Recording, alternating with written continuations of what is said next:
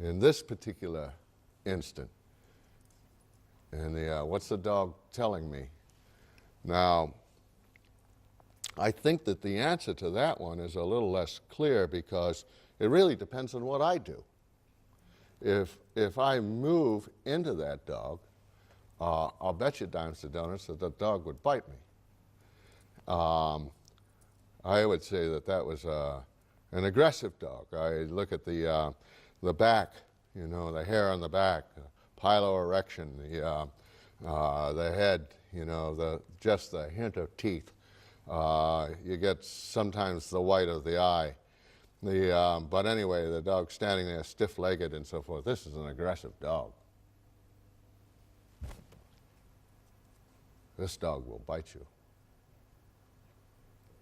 But I'm not sure that I like that. And the reason I don't like that, it depends on what hat. You know, if you're a comparative psychologist, you can walk around and say that that's an aggressive dog. But if you're a behavioral ecologist, you can't do it. I'm sorry, you just can't do it. And the reason you can't do it is because I have to put, as a behavioral ecologist, I have to put each of these behaviors in one of three categories. It either has to be foraging, it has to be reproduction, or it has to be hazard avoidance behavior. It's the only things that can be selected for. It's the only things. If you're talking about a behavior being innate or instinctual, i.e. selected for, an adaptation, then it has to be in one of those three categories. And so aggression has to be defined in terms of reproduction. It has to be defined in terms of food protection. It has to be defined in terms of hazard avoidance.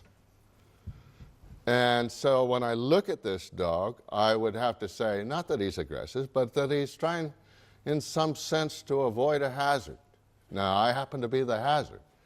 And if I went in and I explored the brain of the dog and where the signals were coming from, I would find out that, you know, aggressive behavior that was involved in hazard avoidance would come from a different part of the brain than aggressive behavior that was associated with reproduction or foraging.